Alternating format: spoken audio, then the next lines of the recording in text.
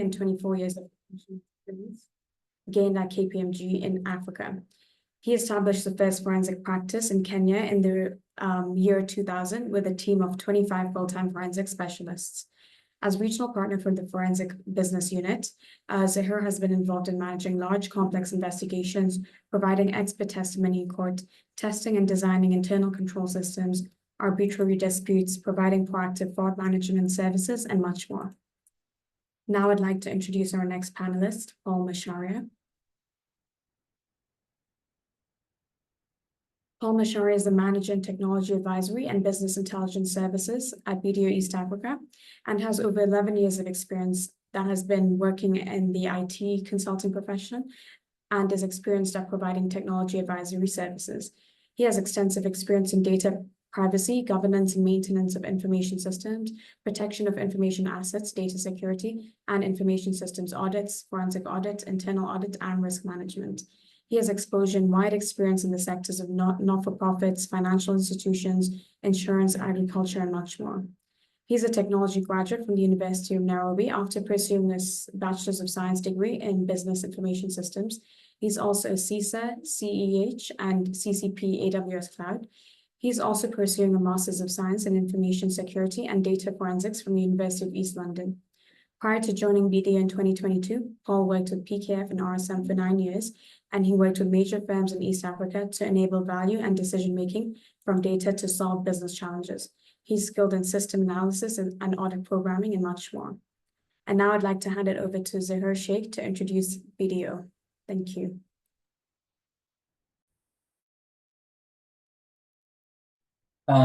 Thank you so much, Meha, and a very good afternoon to everybody. Very excited to be here again on our part 4 of this data privacy series. Just a few words on BDO before we actually move on. For those of you who may not know BDO, BDO is a global advisory and audit firm. We have offices in 166 countries, nearly 1,800 offices globally. Last year, our revenue exceeded $14 billion, and we have a presence, as you can see on the map on the right, we have a footprint that's almost global. In East Africa, we have a regional practice, so we're a cluster partnership with offices in Kenya, Uganda, Tanzania, Rwanda, and Ethiopia. And shortly, we're going to be opening offices in Somalia, DRC, as well as in Burundi. So just watch this space. Next slide, please. So these are the 4 key services that we provide. BDO provides globally, as well as our cluster provides in East Africa. So to start with audit and assurance, we can act as external auditors for any company or NGO and any other private company as well. And we do the audit of statutory accounts.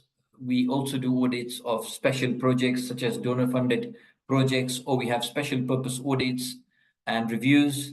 We also provide training in terms of IFRS training and other technical training. And then on the taxation side, we have 2 types of services. We have our compliance services, which is compliance with the revenue authority requirements in terms of filing returns and just being compliant and pay taxes accurately, wherever they're due. And then we also have the advisory side on tax, which is like the consultancy practice, where we can do tax audits, health checks. We provide advice on transfer pricing, which can save our clients a lot of money when they get it right. We also provide advice on employment taxes, expatriate taxation, corporate international planning on indirect taxes and customs duty. And we also do tax opinions, and we also handle tax disputes. And we've got a good track record of winning cases for our clients, depending on obviously the facts, against the revenue authorities.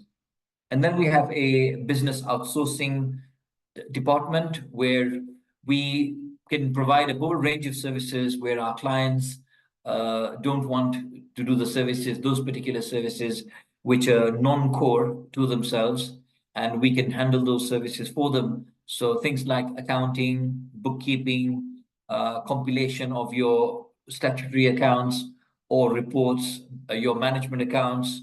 We also provide financial management, agent services, and fiscal management services.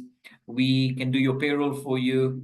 We also provide company secretarial services, legal services, and so on and so forth.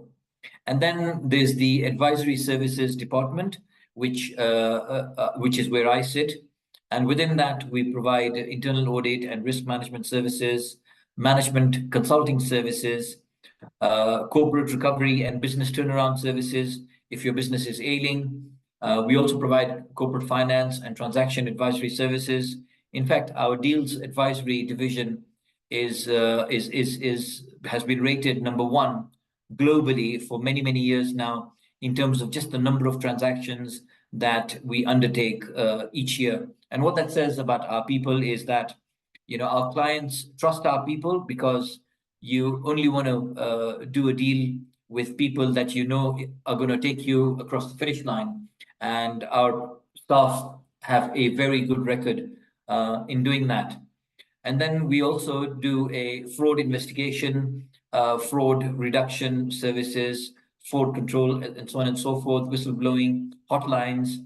And then we have a technology advisory division, a business intelligence division, including AI, and also data protection and data privacy, which is what we're going to talk about today. So what I want to do is just hand over to my colleague, Paul, who is going to take you through today's program and also give you a brief on where we've come from in terms of our journey so far. Over to you, Paul. All right. Thank you, Zahir.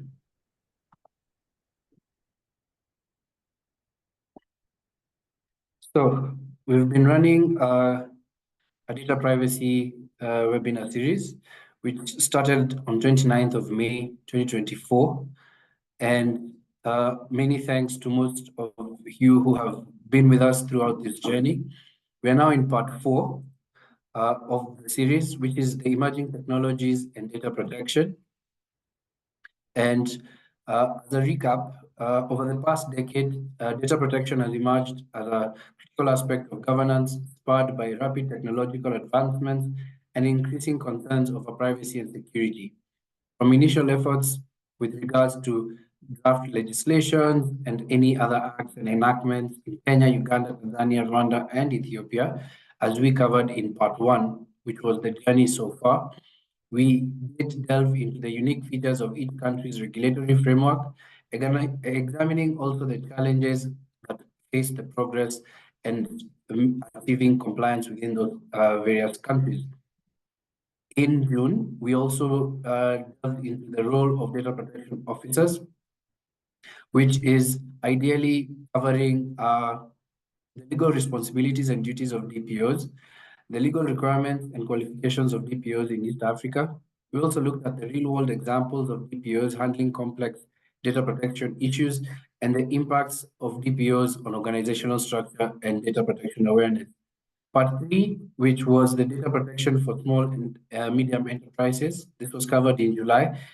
We looked at some of the challenges and opportunities for SMEs in data protection, including strategies for SMEs to implement robust data protection measures, cost-effective solutions, as well as the importance of data protection in building customer trust. Today's series, which is part 4, the emerging technologies in data protection, we will explore the intersection between emerging technologies and data protection. As new technology advances, new challenges and opportunities arise in protecting data. Our session today will cover the impact of technologies such as AI, Internet of Things, blockchain, and many others. We'll also look at the potential risks and vulnerabilities associated with these technologies, and then we look at the strategies to mitigate data protection risks, especially in this era of emerging technologies. We will wind up the series at the end of this month on the 28th of August, where we will cover the cross-border data transfer and challenges. And in our final session, we will address the complexities of cross-border data transfers, where we'll focus on legal frameworks governing cross-border transfers, especially in East Africa and wider Africa, as well as global transfers. We look at the common challenges organizations face while transferring data across borders. We will give solutions and best practices to ensure compliance and data security, especially when transferring data outside the boundaries of your country. And we will look at the future trends and potential changes in regulatory landscape, which will impact cross-border transfers. Don't miss out on our part 5, which will be coming up on 28th of August. And at this stage, I would also like to let you know that in today's webinar, we will be having a small quiz at the very end just to gauge your understanding of what we discussed in this session today. So let's look at and delve into the fascinating intersection between emerging technologies and data protection. Data protection principles have always provided the fundamental guidelines for collection, processing, storage, and management of personal data. Emerging technologies such as AI, blockchain, Internet of Things, cloud computing, quantum computing, big data are now transforming how we handle information and ensuring protection of this information. We have key principles such as data minimization, transparency, consent, security, accountability, which must be incorporated into the development and deployment of these technologies. AI systems, for example, should be designed with privacy in mind. Blockchain should also balance immutability with privacy. IoT should also ensure that all devices have robust security measures to protect the vast amounts of data they generate and collect. So without further ado, let's look at why data protection is so crucial, especially with regards to these emerging technologies. For instance, the main objective of data protection is to protect sensitive information. And this includes social security numbers, credit card details, names, as well as sensitive private data such as gender, sexual preference, and also children details. With the rise of AI, which is expected to contribute to $15.7 trillion the global economy by 2030, the amount of personal data that is being collected has increased exponentially, necessitating the need for protection measures. With regard to maintaining regulatory compliance, as we all know, some violations such as GDPR violations result in fines of up to 4% to 5% of a company's annual global turnover. So it is important to maintain regulatory compliance, especially with regards to these technologies. Data breaches have resulted in the significant financial losses, an estimated at $3.86 million as at 2021.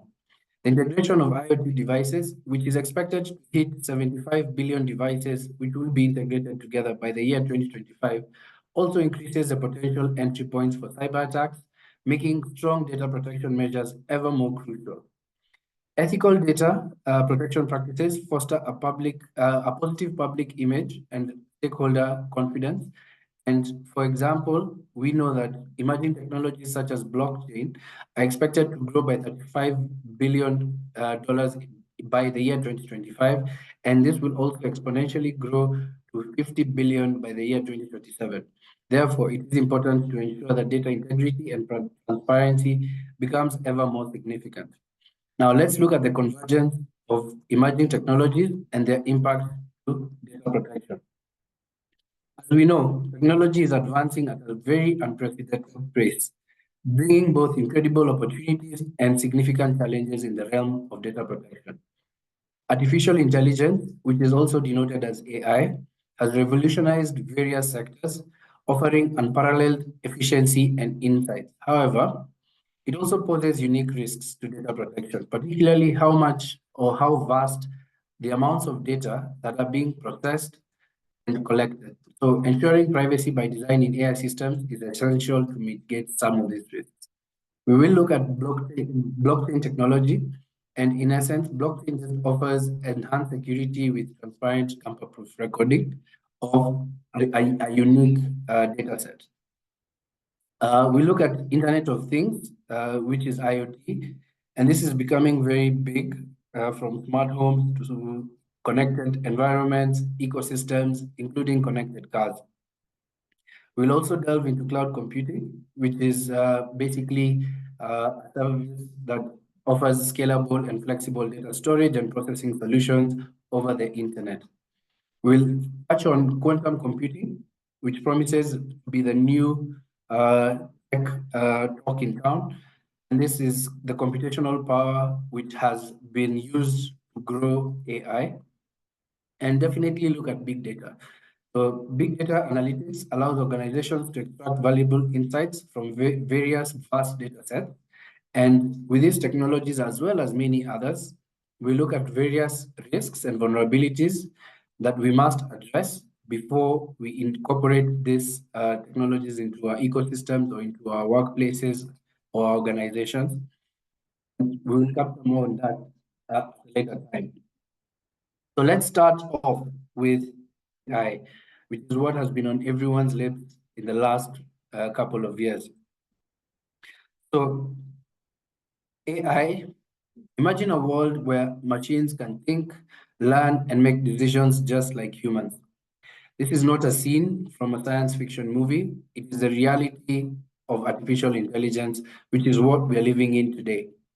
AI has revolutionized the way we work and interact with technology, and it is everywhere around us, from our virtual assistants on our smartphones, the recommendation engines on our favorite shopping websites. But what exactly is AI and how does it work? Well, AI refers to the development of computer systems that can perform tasks typically requiring human intelligence. These tasks include learning from experience, understanding natural language, recognizing patterns, solving problems, as well as making decisions for and on your behalf. AI systems can process vast amounts of data, identify a unique trend, as well as make predictions with incredible accuracy. So while you have your personal assistant who probably knows your schedule, understands your preferences, and can even make decisions for you, this isn't just a dream. It is the power of AI. Let me give you some examples to paint a clearer picture. Think about Siri on your iPhone or Alexa on your smart home. This virtual assistant can use AI to answer your questions, control your devices, and even make your life easier. We have Netflix and Spotify, which are recommendation engines, and they leverage AI to recommend movies, shows, and music based on your preferences or the people around you. So you can imagine how much data it collects. In the automotive industry, we have Tesla's Autopilot, which uses AI to drive cars autonomously just by relying on visualization, Google Maps, and a lot of big data. From healthcare and healthcare diagnostics, there's a IBM Watson AI, which is assisting doctors by analyzing medical data, diagnose diseases, and also suggest treatments, all this being done on AI. Lastly, on very many websites, AI-powered chatbots are providing instant responses to customer queries without having to involve the customer agents. So AI models are usually broadly classified into two distinctive types. There's generative models and there's predictive models. The generative models are models that create new content. For example, OpenAI's ChatGPT-4 can write essays and generate human-like text. And this is also very common on Gemini. While DALL-E, which is DALL-E, can create images just from text description. We have predictive models that analyze historical data so as to come up with future outcomes or forecasts. An example is Google Maps, for instance, which actually predicts your traffic conditions and gives you the best route, while weather forecasting systems predict the weather based on past and current data. So AI is being utilized in various innovative ways across multiple companies to enhance efficiency and better services. Let's look at some of the examples. Equity Bank in Kenya is using AI-driven fraud detection systems to analyze patterns and identify anomalies. Safaricom uses AI chatbots such as Zuri to handle customer inquiries, which significantly reduces the response times. KCB Bank has employed AI credit scoring models to assess loan applications, which are very more accurate than a human assessment and improves financial decision making. From Bigger Foods, we also saw that they've leveraged AI to optimize supply chain logistics, and this has resulted into improved delivery times as well as reducing their costs. We're all familiar with Jumia. Jumia has AI which enhances the shopping experience by personalizing the customer recommendations by using AI. Ala, which is a mobile loan application, evaluates credit worthiness on mobile-based loans through sophisticated AI algorithms which look at your contact, your messages, all in one go within 30 seconds, and they give you your loan score or your credit score. We have Encopa Solar, which has employed AI to predict customer payment behavior and tailor payment plans accordingly to various types of customers. Lastly, we look at Andela, who use AI to match developers with job opportunities based on their skills and project requirements, therefore streamlining the entire recruitment processes. So there are various use cases for AI that are going on right now. And maybe for those companies who have already deployed AI, you can just drop it in the chat so that we can appreciate the use case. In essence, AI is transforming our world, making it very smart, more efficient, and even more connected. But like any powerful tool, it comes with its own sets of benefits and risks, especially when it comes to data protection. Let's look at some of those risks and the benefits. So we start off with the benefits. So AI brings numerous benefits to data protection, enhancing security and efficiency across various aspects. One of the efficiencies is enhanced threat protection. AI can analyze large volumes of data, identify unusual patterns in potential security threats in real time. Therefore, we are seeing a lot of AI-enabled firewalls, AI-enabled IDS and IDPs, and this capability allows for quicker responses to breaches. AI systems can detect anomalies and alert security teams immediately while also stopping the potential damage to the environment. There's also the benefit of automated compliance monitoring, where AI systems can continuously monitor and ensure compliance with data protection regulations through the new DLPs that we're seeing in the market. DLPs meaning data loss prevention tools. So by automating these compliance checks, AI has reduced the risk of non-compliance and helps organizations to adhere to various laws. Improved data management. AI has assisted in the organizing, classifying, and managing data very effectively and has helped in the automation of processes which ensure sensitive information is adequately protected and also easily accessible, therefore in just overall improving the governance structure and security within an organization. From a predictive analysis perspective, AI can predict potential security incidents and vulnerabilities before they occur, and this allows organizations to take proactive measures first to protect their data. From a data anonymization perspective, AI tools can automatically anonymize personal data, ensuring privacy while maintaining data utility. And this capability allows organizations to use and analyze data without compromising on the individual privacy rights of the data subjects. There is incident response, and AI can assist in quickly identifying and containing data breaches, minimizing the data damage and also loss.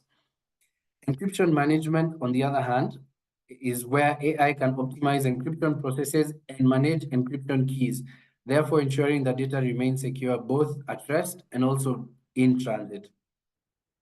So AI has significantly enhanced data protection. Then we are seeing this with enhanced threat protection, data anonymization, access control management, behavioral analysis, and so much more.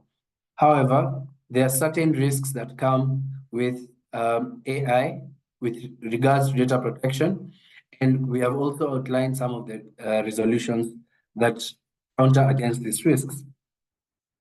So, whereas AI holds tremendous potential to revolutionize industries and drive innovation, it also introduces several significant risks to data protection.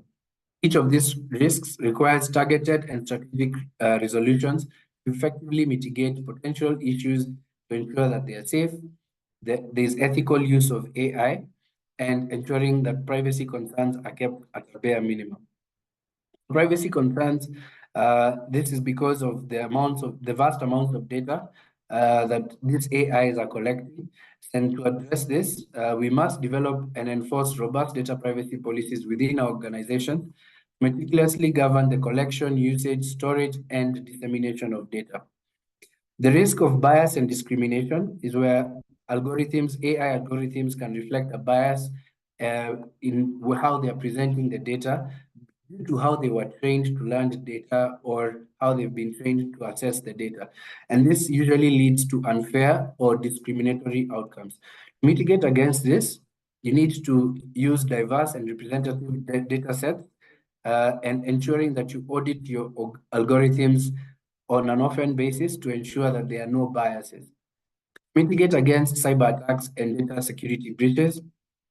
AI can counter against these threats because of its capability of implementing advanced security measures such as encryption, multi-factor authentication, and these defenses will protect your AI systems from unauthorized access. From a transparency perspective, there's a risk that the AI lacks transparency in its decision-making process, which then gives an opaque result, making it challenging to understand how these conclusions were reached. So for this, you just ensure that your algorithms are transparent, or the algorithms that you've implemented are transparent in their decision-making processes and can be explainable to the stakeholders who then build trust and clarity around the organization. There is a risk of over-reliance on AI. Excessive dependence on AI can lead to a reduction in a lot of human oversight. So maintaining human oversight systems of AI systems is critical, and this can be done by ensuring there's a balance between leveraging on AI's capabilities as well as involving human judgment in the result and assessing the result from the AI, basically not trusting everything the AI tells you. There's a data ownership risk, and determining data ownership in AI can be very complex. And the only way to do this is to establish clear data ownership guidelines that are essential to delineate any responsibilities and protect all stakeholders' interests with regards to the data. Last but not least, we look at algorithmic manipulation. So AI's algorithms are susceptible to manipulation, posing significant threats.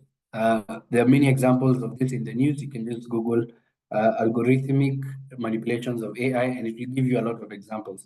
So the only way to mitigate against this is to ensure that you regularly update and secure AI algorithms to ensure that data is safeguarded from manipulation, and this thus ensures the integrity and reliability of the AI systems.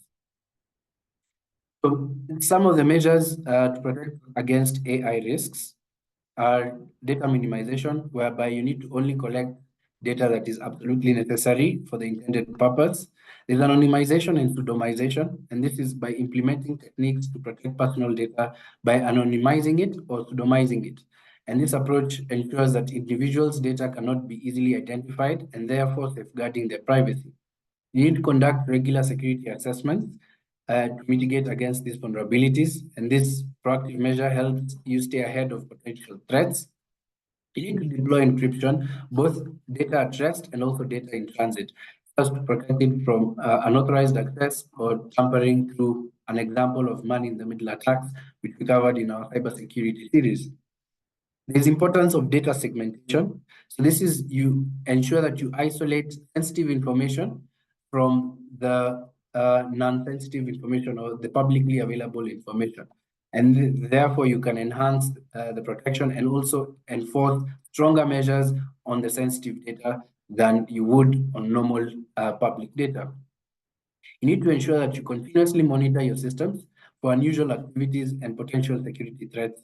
As you may have heard, the opposite of ChatGPT has now been HackGPT, and now this is being used to aid a very low-level hacker or a low-skill hacker to gain access to complex environments just by typing English-like statements, unlike before where people would have to code either Python language or Linux-based languages on hack a big organization.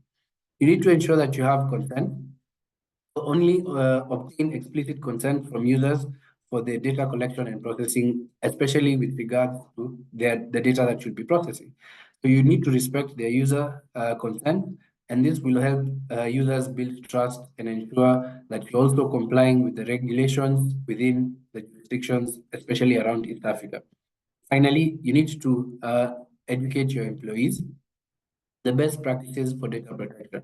And regular training ensures that everyone in the organization understands their role, safeguarding data and implementing security measures. Now let's look at the next emerging technology, which is blockchain. So what is blockchain ideally? Blockchain is a decentralized distributed ledger of technology that securely records transactions across multiple computers in such a way that the recorded transactions cannot be altered retroactively. So what does this mean? It means that each transaction is added as a block to a chain of previous transactions, hence the name blockchain. So it is transforming industries by providing reliable way to record and verify transactions without the need for any intermediaries. There are certain technologies that you may be aware of. We have cryptocurrencies such as Bitcoin and Ethereum, which have revolutionized the digital currency by enabling peer-to-peer transactions without necessarily having a central authority. We have IBM Food Trust, which enhances transparency and safety of treating food products from farm to table, and this is where supply chain management comes in. There's also the digital identification and identity verification systems, such as Civic, UPort, which provide secure ways to manage and verify identities, giving individuals control over their personal data. There are certain blockchains which are deployed for voting systems, and these are such as Votes or Follow My Vote using blockchain to ensure secure, transparent, and tamper-proof elections. In the healthcare industry, we're looking at MedRec, which is a blockchain technology which securely manages and shares medical records. And we also have GuardTime, which offers blockchain-based health data security and therefore protects information from unauthorized access, especially with regards to HIPAA standards. One of the benefits of blockchain to data protection is the fact that blockchain technology offers unparalleled security for data protection, and it uses a lot of cryptographic techniques. So by the time you're getting to break into this data, you really need to be an expert, and it will probably take you a lot of time to break this blockchains. From a transparency perspective, and this is one of the most standout features of blockchain, is that it has inherent transparency. As we have mentioned, a transaction is added to a block as the next block, and the transaction itself or the blockchain itself cannot be altered without the other copy being altered. So therefore, it is offering transparency as its golden jewel. Immutability is one of the core attributes of blockchain, meaning that once data is recorded on the blockchain, it cannot be deleted. So you will never be able to lose your data as long as it's been recorded onto a blockchain environment. There's a decentralization as well aspect or the benefit of decentralization, where blockchain offers a decentralized network, meaning there's no single point of control or even a single point of failure. Auditability, and this comes from transparency and immutability. Therefore, it makes it very easy to audit blockchain because, again, the two other benefits of transparency and immutability, as long as they are maintained, then it is very easy to get the log and do the audit trailing. There's data traceability, which enables end-to-end traceability of data, allowing easy tracking of data from history to, or its origin, to the exact current state. And we are seeing this a lot in the land registry, where if blockchain were to be deployed in the land registry, it would be very easy to trace the sale of land or even the breakage of land from large parcels to as small parcels as eighths. There's a benefit of fraud prevention, and this builds up again from transparency, immutability, and decentralization of this data. Smart contracts, and this because blockchains are self-executing contracts, and the terms of agreement directly written into code. And therefore, contracts can automatically be enforced or agreed upon, and thus ensuring compliance without the need to have intermediaries or even lawyers. So smart contracts are a new emerging tech, and we're seeing this a lot in payments. We're seeing this a lot in legal agreements, compliance checks, and also basically anything that needs to be validated by a third party. It also offers the benefit of user control, giving more control over to a user or a data subject over their data. And thus, this enhances privacy and security because, again, it cannot be altered. However, there's still some risks to data protection, and we will look at some of the resolutions with regards to these risks. Again, we are seeing data privacy concerns because the public blockchains which can expose transaction details. We have immutability challenges, whereas blockchain is unchangeable, it has an unchangeable nature, and that is its core strength. It can also be problematic, especially when data needs to be corrected or even deleted, which is one of the principles of data protection, accuracy. There's scalability issues, and blockchain networks, as long as they keep growing, they can slow down and become very inefficient because of the large size. And to do this, you need to implement off-chain solutions and layering on a two-scale technique to ensure that you maintain high speed and high performance. There is regulatory uncertainty because, again, this is a very new technology and regulations have not caught up to it. And therefore, we just need to keep up to date with the latest news and developments, especially around blockchain, to be able to navigate these challenges smoothly. From an integration complexity perspective, merging blockchain with existing systems can also be very tough, especially because of the existing data and data cleanliness aspect. So you need to use middleware solutions that can simplify this process, ensure everything works together seamlessly without having to integrate the two environments into one. We have limited interoperability as a challenge, and different blockchain platforms can often usually don't play well with each other. For those who may have experimented trying to transfer Bitcoin into Ethereum or into any other digital currency, you would be amazed at how difficult it is just because of the nature of blockchain. We also have challenges around smart contract bugs, which are errors in smart contract code that can create vulnerabilities. So you need to thoroughly test and review these contracts before so that you can prevent potential issues in the future. Last but not least is user responsibility. So we have the risk of losing private keys, which means losing access to data. And we've had cases where people had a lot of money on Bitcoin, but they lost their decryption key. So to mitigate against this, you need to educate your users on the best practices for maintaining and managing their keys in private. And this is very crucial to avoid this risk. We move on to look at some of the measures. And again, we are seeing a similar story. You need to implement strong implementation. You need to have very well or well-defined access control policies and also enforcing access control. We are looking at data anonymization, which is popping up again. You need to also perform regular security updates, and this is also popping again.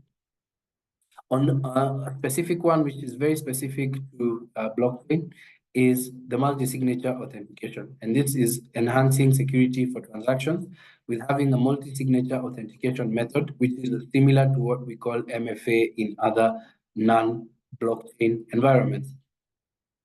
Compliance monitoring, we're looking at it again. Blockchain governance, similar to what we had as AI governance, and this is with regards to oversight committees who need to oversee this, and this is a good measure. Network monitoring, again, is popping up, and unique blockchain is data lifecycle management. And implementing data lifecycle management practices ensures that data is securely archived or deleted when no longer needed. Therefore, promptly managing the data lifecycle helps prevent unauthorized access. We move on to IoT. And what is IoT? Internet of Things. So Internet of Things refers to a network of interconnected devices that collect, share, and analyze data through the internet. Some of the examples of IoTs of the world. So we have smart homes, and smart home technology has revolutionized the way we interact with our living spaces. We have thermostats that can learn user preferences over time, and this is a lot of data, and then they can adjust the energy accordingly, optimizing the heating and cooling first to save on energy bills and also enhance your comfort.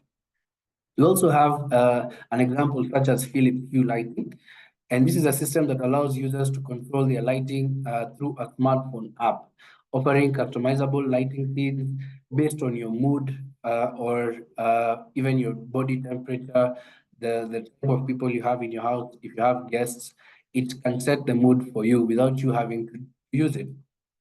There's also wearable devices, and this is very common, where we're seeing where wearable technology has become an integral part of personal health and fitness management.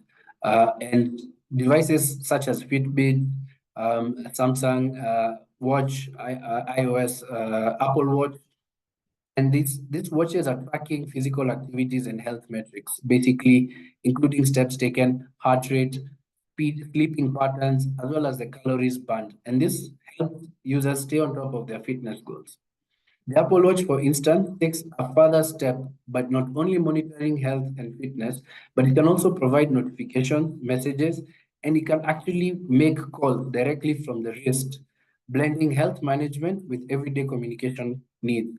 A unique scenario is whereby someone got into an accident and the Apple Watch could detect an anomaly in their body in terms of temperature and blood pressure, and could be able to call 911 so that he could get medical care.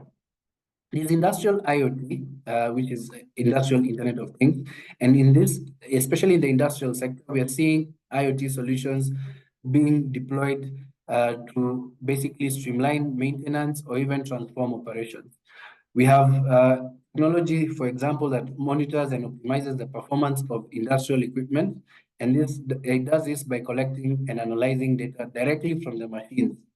We have a tool we know of called Predix, which helps predict failures in scheduled maintenance before the issues arise. And this is deployed even on printers. We have Siemens, the Siemens MindSphere, which connects industrial machines and devices, allowing comprehensive data analysis that drives efficiency, productivity, and innovation. We're also seeing the LG environment, where you can actually switch on your AC or switch on your washing machine directly from your mobile phone. And last but not least, we're looking at now the bigger picture, which is smart cities. So IoTs are also playing a pivotal role in the development of smart cities, enhancing urban living through technology. We're seeing more of smart traffic lights, and this is one of the prime examples of smart cities. And this adjusts based on real-time traffic flow, and therefore they can reduce congestion and improve commute times. We are also seeing smart waste management systems, which are monitoring waste levels on a real-time basis, optimizing the collection routes for trash collection companies or trash collecting trucks, therefore ensuring that they're efficient and there's timely waste disposal. So there's a lot of innovations around IoT, which are contributing to a better resource management and improved quality. And through this diverse application, IoT is making significant impacts across various domains. This is personal health, home convenience, optimization of industrial operations, and even urban management. And each of these examples demonstrates how interconnected devices can collect and analyze data so as to drive efficiency, improve user experience, create a more smarter and more responsive environment. There are some of the benefits are real-time monitoring, predictive maintenance, operational efficiency, enhanced security, data-driven insights, automated responses, where we see IoT technology can automatically send a response if it detects an issue, and therefore this reduces the need for manual intervention. It has improved compliance because IoT systems ensure compliance with regulations through continuous monitoring and reporting. There's resource optimization, whereby IoTs use the resources like energy, try and reduce the use of resources such as energy, water, electricity, just by monitoring consumption patterns and identifying areas for improvement. A benefit of IoT is better decision making because IoT support informed decision making by providing accurate and timely data. And we have seen this benefit in real life, whereby someone's heart pressure or blood pressure dropped, and just from their Apple Watch, they were able to just take themselves to hospital, and it was realized that they were in the process of having a stroke. There's user convenience as one of the key benefits, and IoTs enhance user convenience and experience by automating routine tasks and providing personalized services. Examples such as smart home, whereby if you walk in at a late time, it will dim the lights for you without you having to go there and dim it yourself, especially if you're about to go to sleep. We have connected cars, which are sending information through one network to even determine traffic levels. And these user-centric approaches are improving user satisfaction. But at the same time, IoTs are collecting a lot of data. In some cases, it is collecting very sensitive data, such as medical records or medical situations, which can then be stored in an environment and used later for any manipulation. So there are various risks in and around IoTs. There's device vulnerabilities because these devices can be easily targeted by hackers. There's data privacy concerns. IoTs basically have various amounts of data which can be protected by only enforcing anonymization and pseudonymization techniques. To mitigate against data breaches, because of the large volumes of data, IoT devices have become a target for cyber attacks, including country-to-country cyber attacks, targeting their economy chains and their value chains. And we also seeing compliance challenges, especially with regards to complying with data protection regulations. And this has become very complex, especially if you're doing a trans platform or trans device exchange of data. We also know that there is interoperability issues, especially with IoTs, because different IoT devices cannot work together. So the only way to mitigate against this is to adopt a standard protocol for interoperability and ensure that there's seamless communication between these devices, especially if you're in industrial IoT. One key risk is firmware updates. So we do find that most of the IoTs are usually behind with regards to firmware updates, either not developed by the developers of the equipment, or they've just been left behind because the user forgot to update that particular firmware. And you need to ensure that you assess these IoTs and check for firmware updates. If possible, you can even implement automatic updates on these devices and ensure that these patches are implemented almost immediately, and therefore keeping vulnerabilities at bay. The scalability issues, and scaling IoT networks can lead to performance issues. And we have seen this in the case of Tesla, car-to-car communication, where because there was a lag, there was a whole of buildup of traffic everywhere. And at the same time, the smart lights or the smart traffic lights were not able to now determine or divert traffic in the right direction. So the measures, again, we are seeing the same story: strong encryption, access controls, data anonymization, security updates, multi-factor authentication, incident response planning, user training, compliance monitoring. And we will touch on this towards the end of this webinar. We move on to cloud computing, and I think most of us are very familiar with cloud computing, so I won't spend so much time on cloud computing. And this is basically providing on-demand access to computing resources, and this could be servers, storage, or even applications, just by channeling them over the internet. So this allows businesses and individuals to use and manage data and applications without the need for an on-prem or an on-premises infrastructure. There is software as a service, basically examples such as Office 365, Microsoft Word, PowerPoint, Excel, CRMs from Salesforce, and even from Microsoft. There are very many software as a service. Also infrastructure as a service. And infrastructure as a service is now the platform itself that gives you the computing power. We have Amazon Web Services. We also have Azure, Microsoft Azure. And these are virtual machines which give you storage and networking capabilities as well as processing capabilities. We have PaaS, which is platform as a service.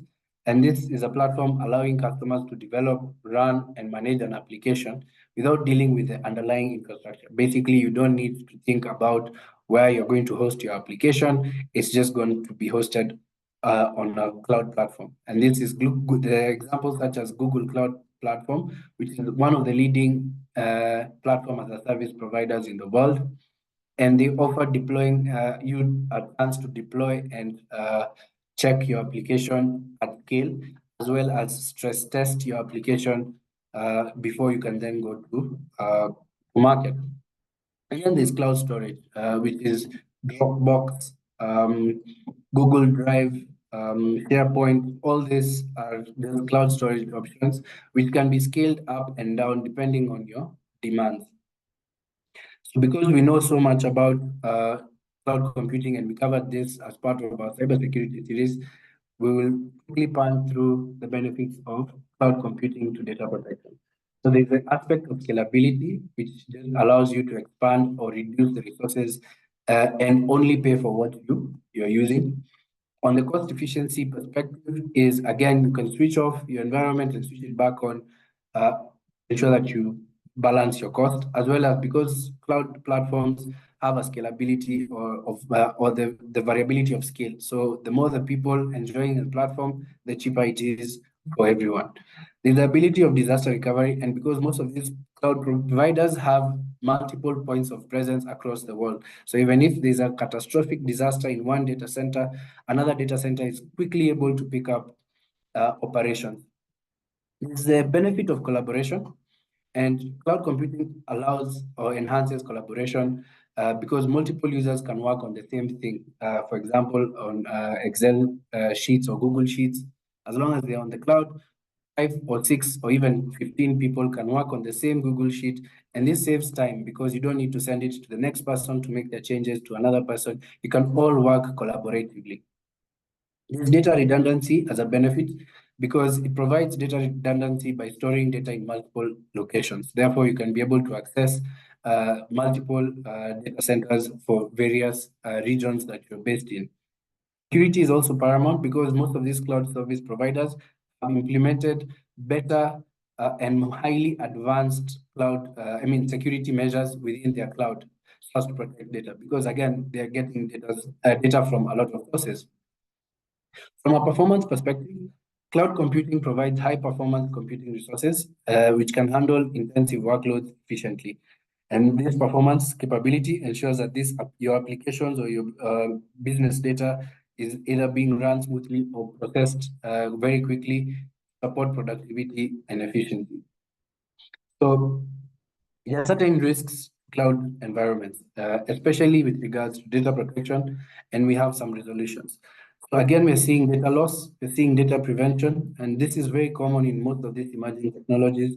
And a key point here is compliance challenges, because the technologies are moving faster than the regulators. So the regulators are behind, or 10 steps behind. By the time they're passing a resolution or a regulation, the environment has completely changed. So compliance challenges are one of the key factors that are affecting almost all new or emerging tech.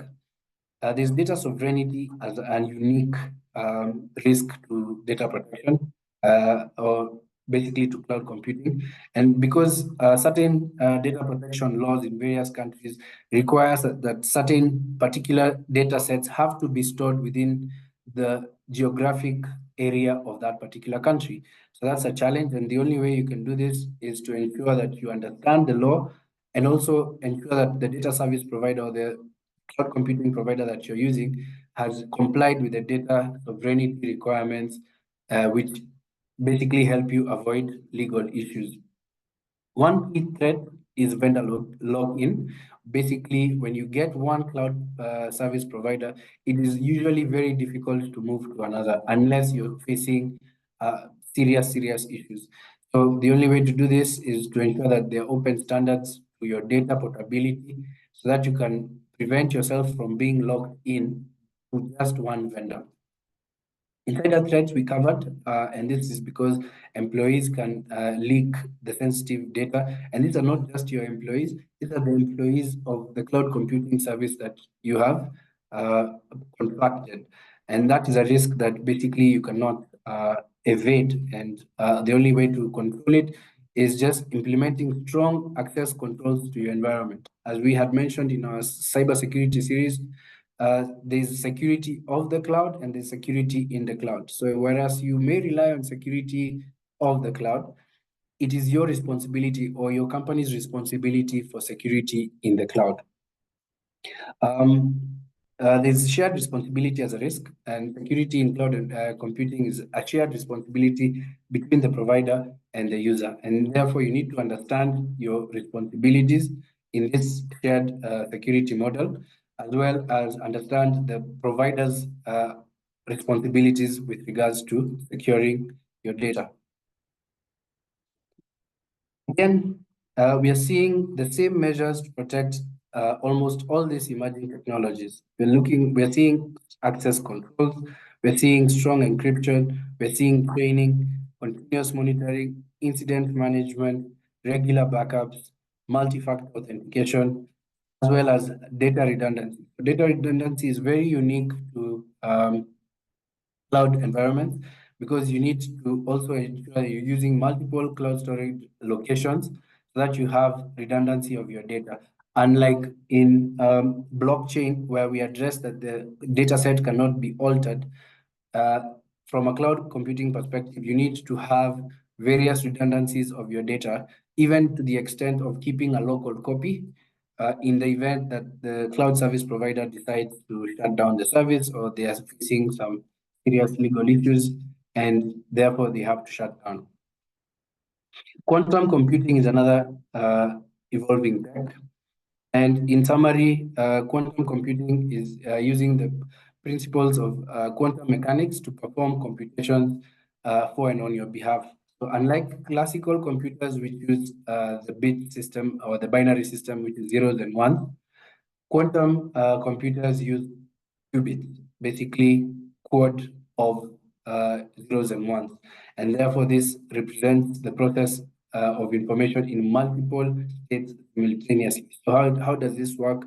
Basically, it takes a data set, and instead of just processing it within one environment, it can replicate up to 707 million environments to replicate and perform calculations on this data simultaneously.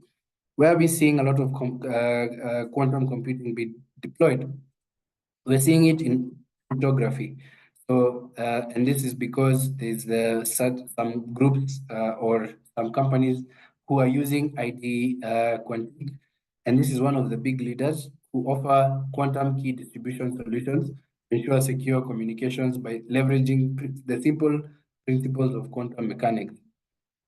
On the drug discovery side of things, we're seeing a lot of pharmaceutical industries harnessing the power of quantum computing to come up with various scenarios. So they're using basically gene mutations and trying to target a specific gene, which is part of maybe the medicine that they're trying to deploy. They can assess multiple, very many scenarios and come up with over 1 billion scenarios within a very short time, and therefore they can know when they need to deploy their drug. This was quite instrumental during the COVID-19 pandemic.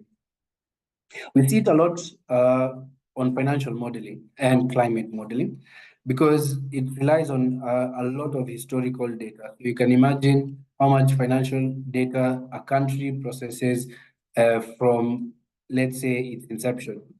All this data is sitting in one or is available for review, and because it's so big, you need to deploy quantum mechanics so as to break it down into easily replicatable tasks, as well as climate modeling. This is to improve the predictions of weather, because weather is so unpredictable. You could have a cyclone that is coming from Mauritius, and you have to deploy quantum mechanics or quantum computing to establish if this particular cyclone is going to hit your country or it's going to hit a point of presence where you are currently operating. So it has really helped. We don't see this much in companies. We see this mostly in government institutions or parastatals, or even very big companies, especially in big pharma, the pharmaceutical companies. So again, the benefits are advanced encryption. It can also offer complex problem solving at a very rapid pace. There's improved security and faster data processing, enhanced cryptography, and especially from a cryptography perspective, quantum computing strengthens the cryptographic protocols. So this makes it very resistant to attacks.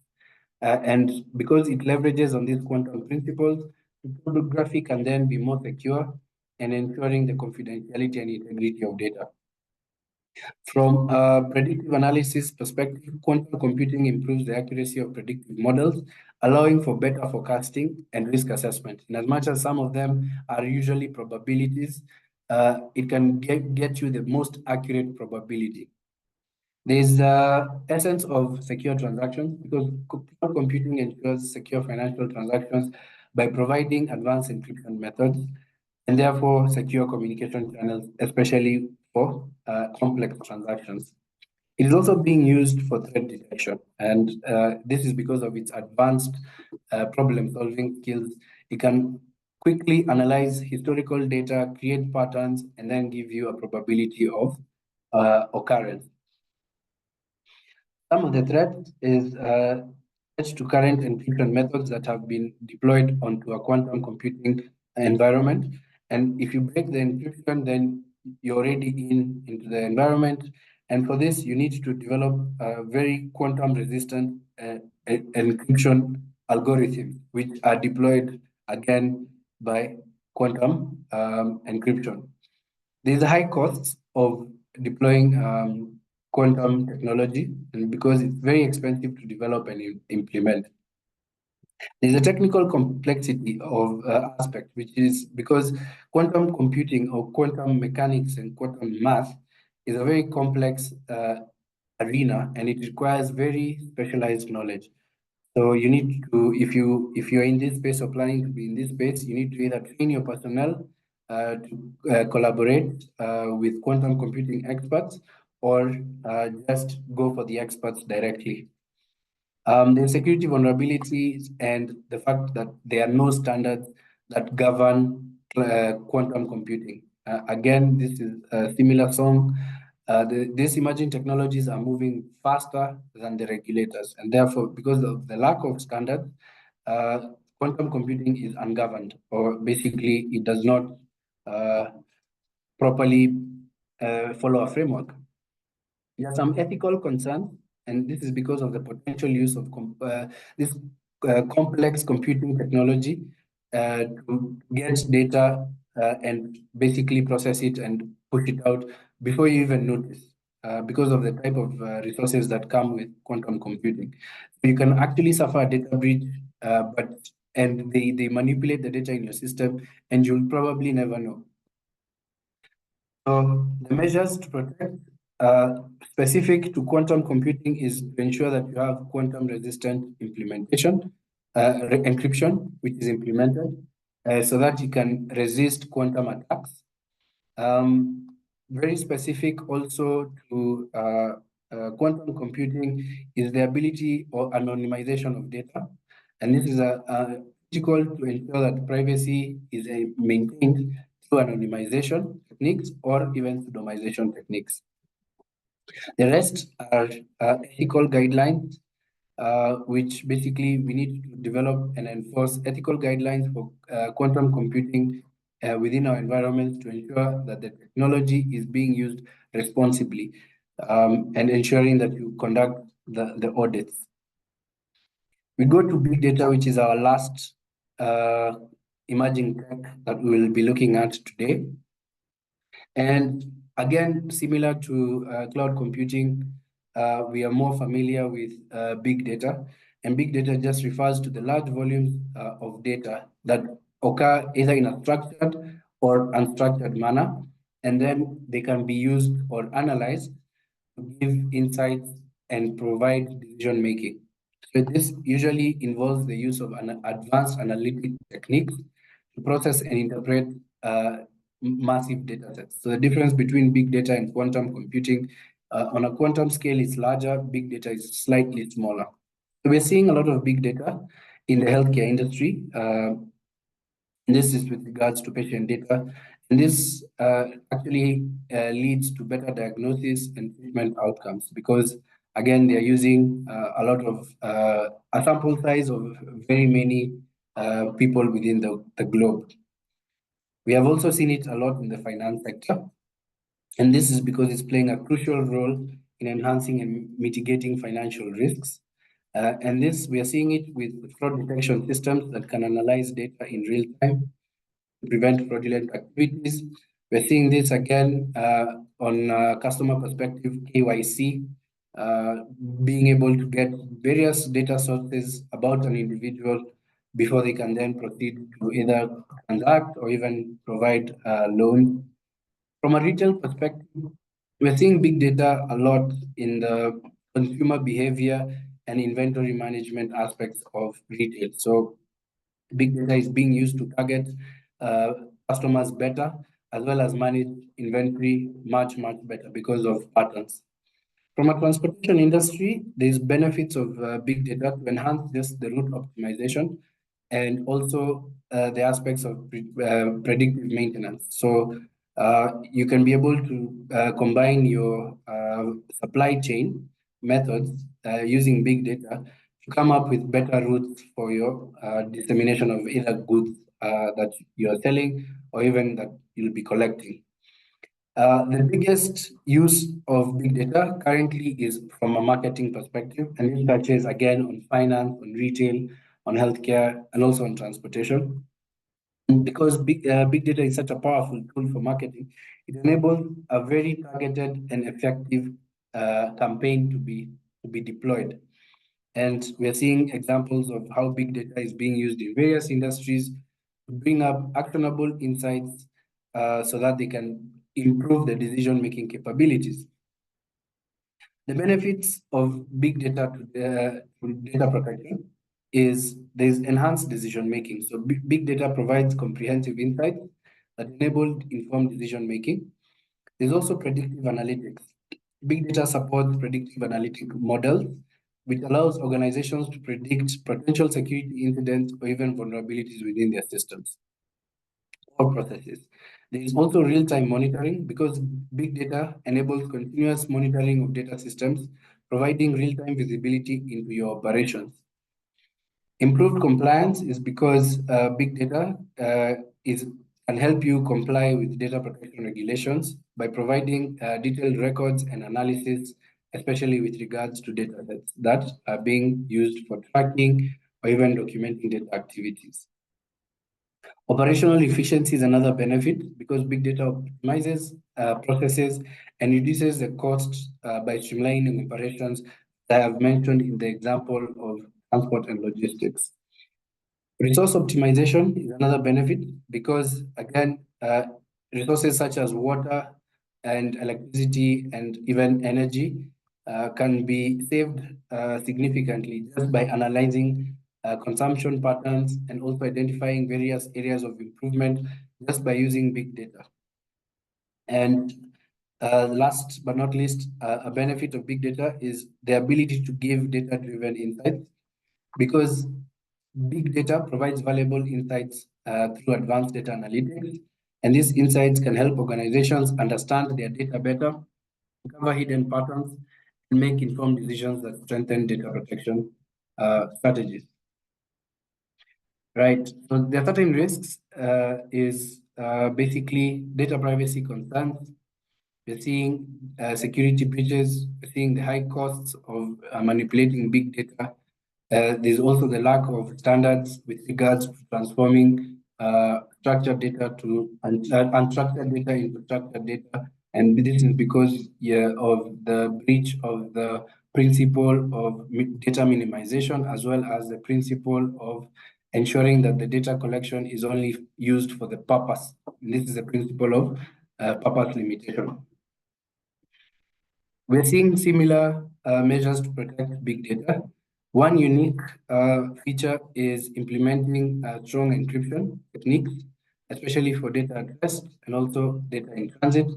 We're seeing again here, we're seeing access control implementation, and this is role-based access control to big data so that you can manage who can access this data set without having to compromise on privacy.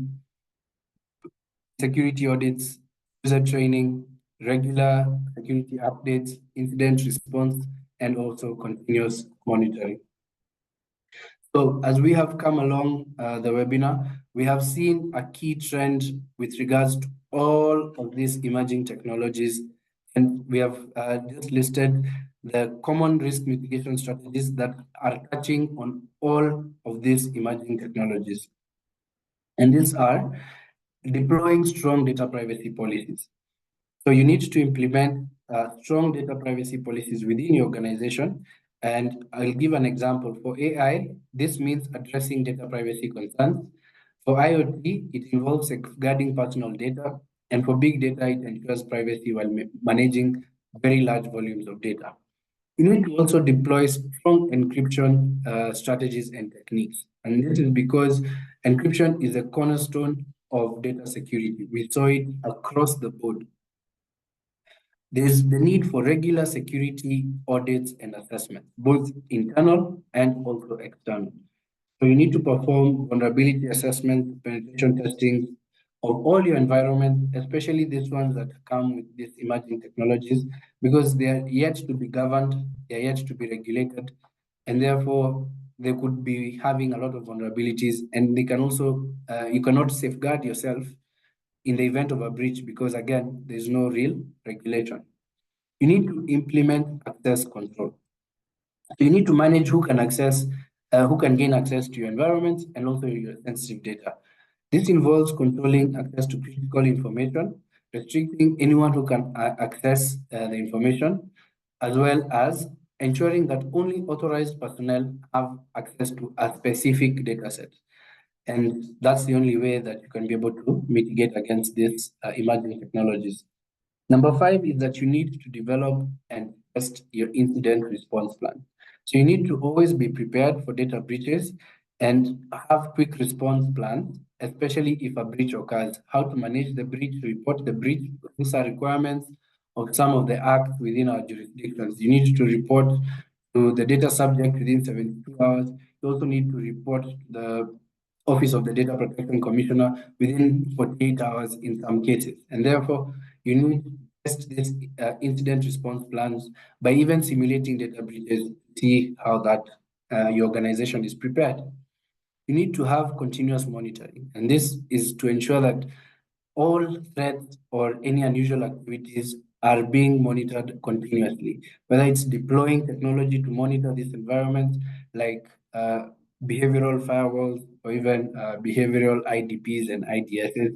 You need to implement this so that all your environments can be threat-free, or you can have the confidence that your environments are actually basically secure. Very important and very key across is user training and education. Educating your users is key to securing and handling of this new technology as well as the data.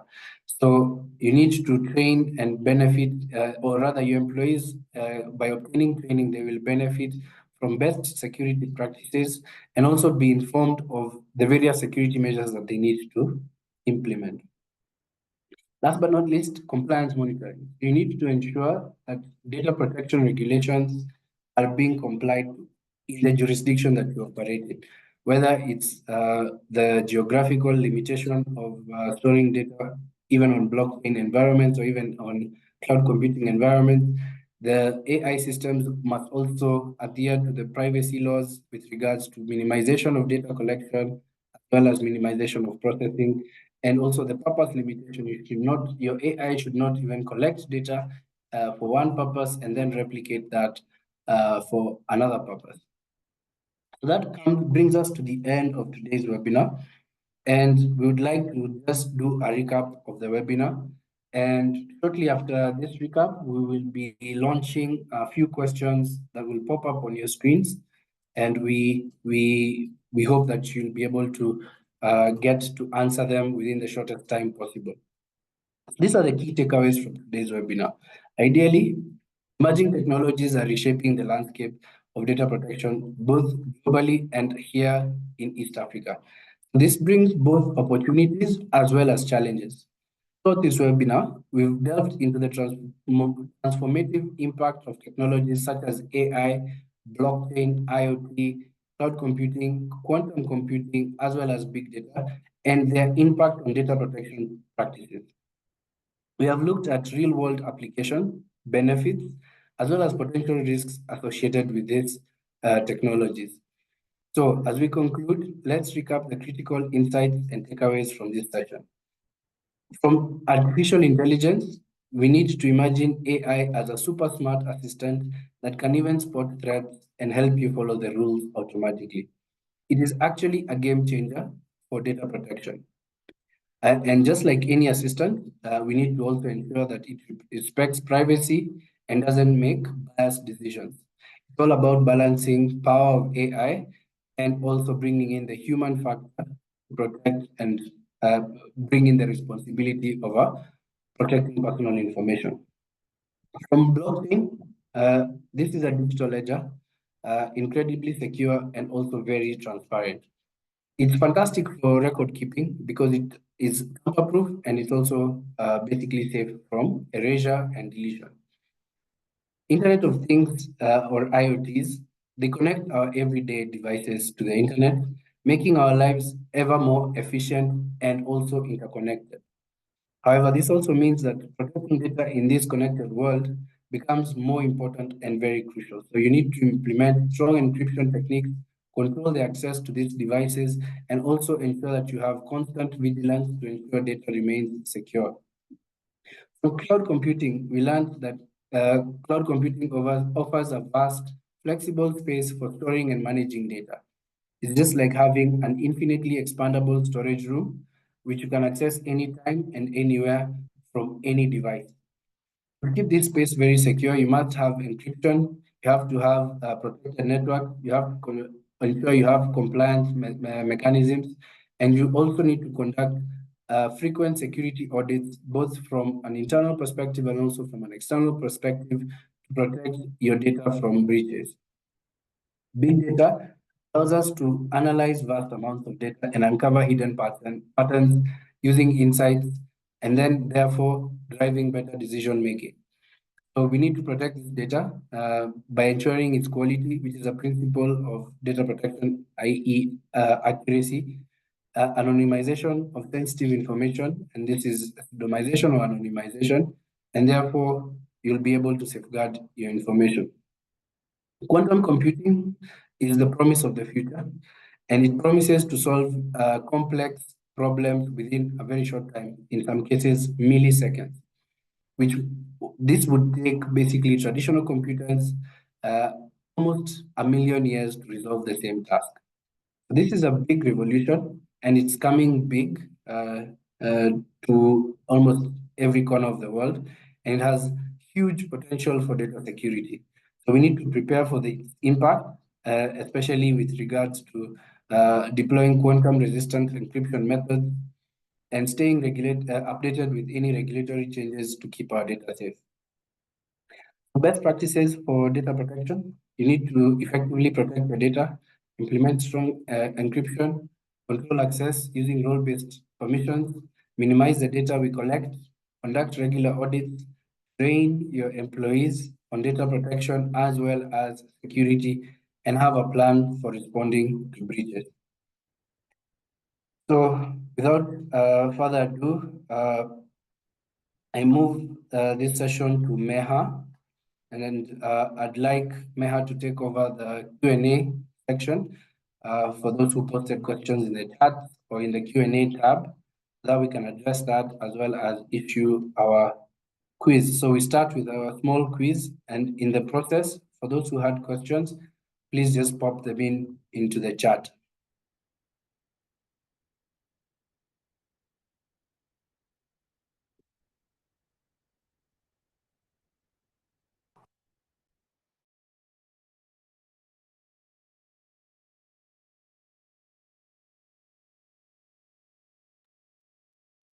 Thank you, Paul, Masharia, and Zahir Sheikh for a very insightful webinar. To test your knowledge, we've done a short quiz that we'll discuss once you all submit your answers. So please take a few minutes, and once you're done, also feel free to use the Q&A tab to ask any other remaining questions. Thank you.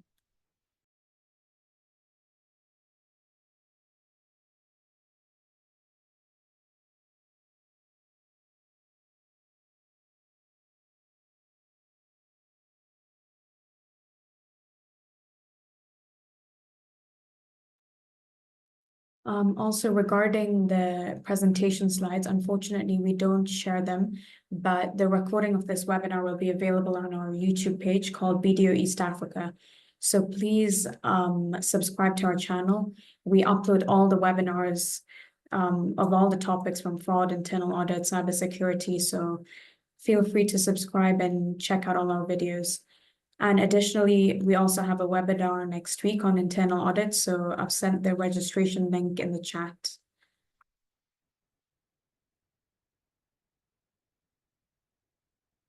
We only have 20% of attendees who've participated on the poll. So we need 80% of you to answer your questions. Don't worry if you're not too sure about the answer, because we'll discuss these questions.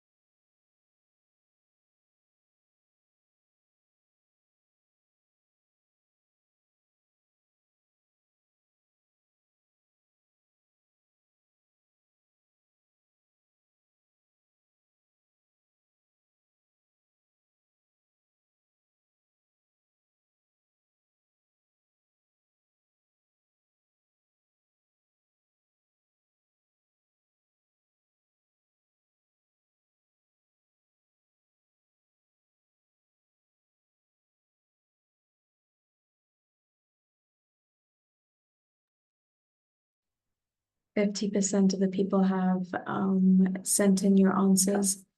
We still need 50 more, so please submit your answers. And again, any other questions, please use the Q&A tab and we'll discuss it at the end.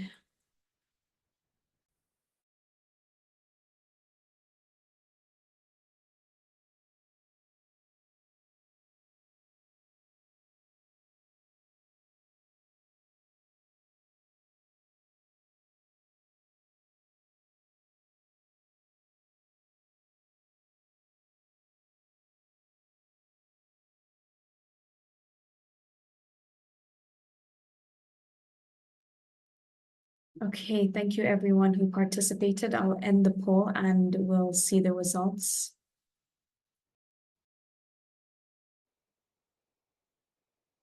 So for the first question, which is, which emerging technology uses a decentralized distributed ledger to securely record transactions across multiple computers? So we have 22% who said artificial intelligence, 57% said blockchain, 14% said Internet of Things, and 8% said cloud computing, and the correct answer is blockchain. So blockchain ensures secure and tamper-proof transactions by using a decentralized ledger. AI focuses on simulating human intelligence, not on recording transactions. And Internet of Things connects devices on the internet for data sharing, but doesn't involve a decentralized ledger. And cloud computing provides on-demand data storage and computing power, but does not use decentralized ledger.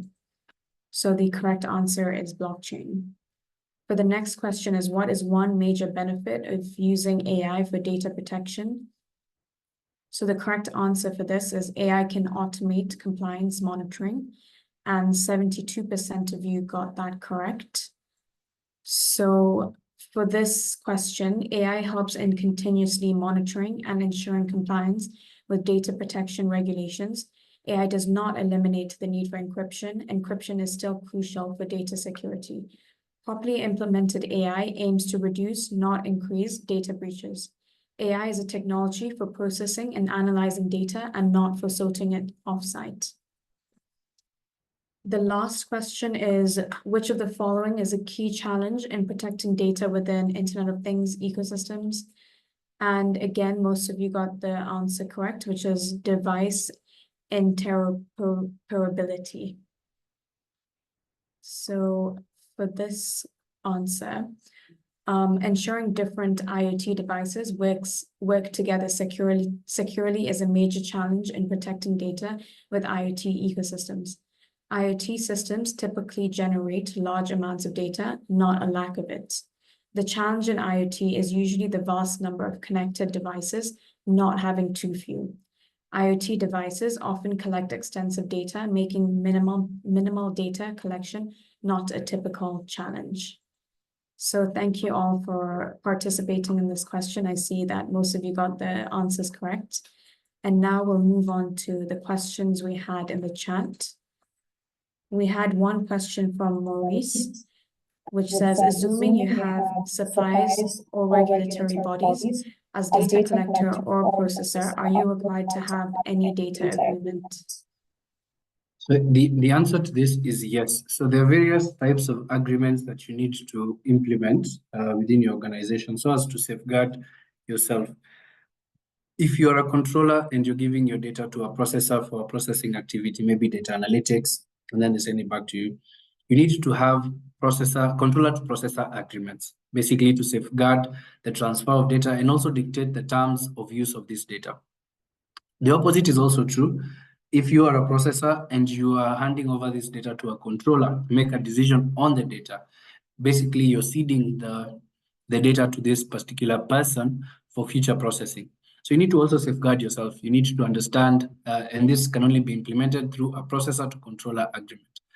And again, the same is true to a controller to processor. You need to safeguard the data itself that you're sharing, come up with rules of engagement, and also safeguards against the data itself that you're processing.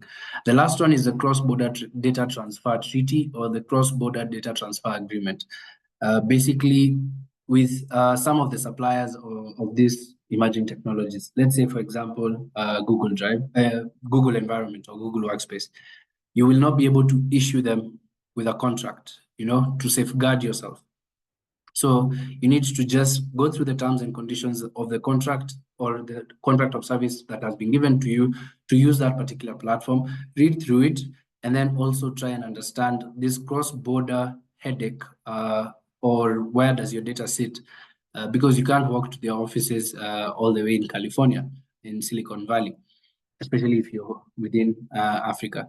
So you have to always safeguard yourself or protect your organization by enforcing controller-to-controller agreements, controller-to-processor agreements, processor-to-controller agreements, and processor-to-processor agreements to ensure that you safeguard yourself. That is one question. Another question.